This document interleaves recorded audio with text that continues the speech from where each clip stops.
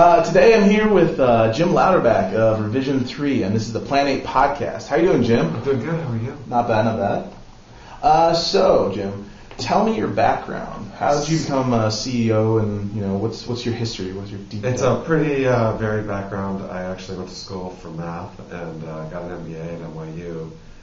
Kind of fell into media after doing 7 years of programming and building out teams and building systems with people like National Semiconductor or Merrill Lynch. They don't exist anymore. Chase, et cetera, Morgan. And then I answered an ad in the New York Times for lab director at this magazine, PC Week, which doesn't exist anymore. But I ran the lab for them for a couple of years and did magazines, and then ended up on the launch of a thing called ZDTV, which turned into Tech TV. So that's kind of where it all started and how I got that media background. So have you been I'm guessing with your math background, you're kind of, a geek. Yeah, definitely a geek. Geek in high school, geek in elementary school? Yeah. Well, in high school, I think sophomore year, I discovered the PDP-11 and learned how to play Star Trek on the PDP-11, which at that point was on, first it was on one of those paper line typers, and that was a green screen. But it's basically a 3D battleship. It was really fun. Very, very cool. We've been attacked by Klingons. It's like Kapla. Exactly. So currently at Revision3, you guys are doing internet television. And one of the things that everyone's constantly talking about is the monetizing of that. What is Revision3 currently doing to try to get a more substantial, grounding for making a profit from its podcast properties? Well, so when you look at the video that we do, there are a number of different ways to make money on it. So one of them is the in-show sponsorships, which we do a lot of, and that actually work out pretty well. But we're also bringing in post-roll ads. In some cases, we're going to even try pre-rolls a little bit. Lower third things that pop up. Mm-hmm. But really, other things as well. Like if you see in our studio, we're renting out our studio here and there. We are, it's available for rent if you ever need a studio.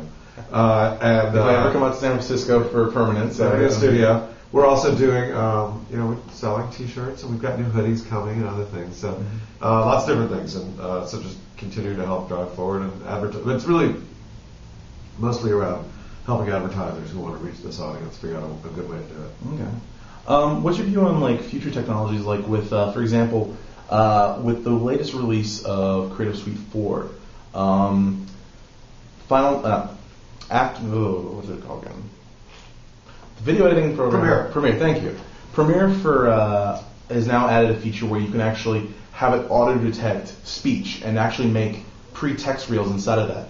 One of those key features they plan on adding is the ability of actually searching videos when put into Flash, because it's now both owned by Macromedia and Adobe, or Adobe purchased Macromedia.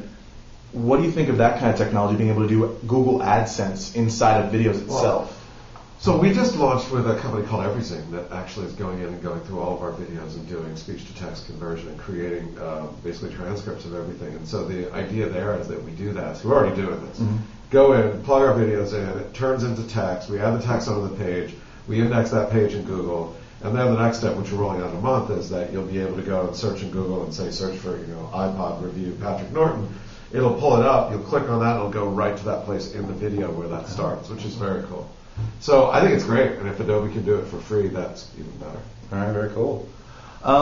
As a geek, what are the things that you covet as a geek? Like technology, little gadgets, gizmos. What gives you nerdvana? What do I want? I feel like I need a new notebook computer every 6 months because they get faster and lighter. And now I want a netbook with built-in EVDO. I'm running a Dell right here. I want a faster Dell. What else? Excuse me, this is what I really want. I really want a technology device that'll make my allergies go away.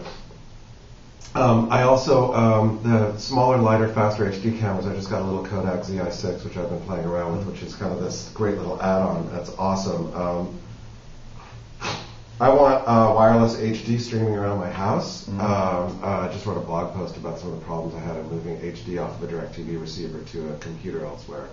I want somebody to, wireless HD would be really good, all around the world. Have you played with the new Geffen yet? No, I haven't. It's expensive. It's like $300 or $400. Right? Actually, I had the pleasure yesterday of interviewing Robert Heron at PC Mag, and in the process of interviewing him, he actually was reviewing the. Oh, he was. He said it was okay. but once you get that 1080p, it's a little bit.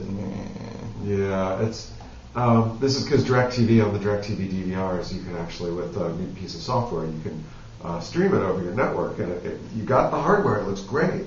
At home, I'm all wired, so I'm fine. I've got Cat 6 running through the house. At a friend's house, I was trying to set it up, and it was like, 8 to 11, power, anyway, pain in the butt. I also want really high-speed wireless everywhere. So whether it's WiMAX or the white space stuff, I figure, forget about anybody who's still running analog television who hasn't gotten their converter yet. I don't really care about you. You're done. Give us that space back so we can start doing real things with it rather than making sure that you can watch your reruns of Hogan's Heroes on your TV with your rabbit ears. So with CES, you just came back from that.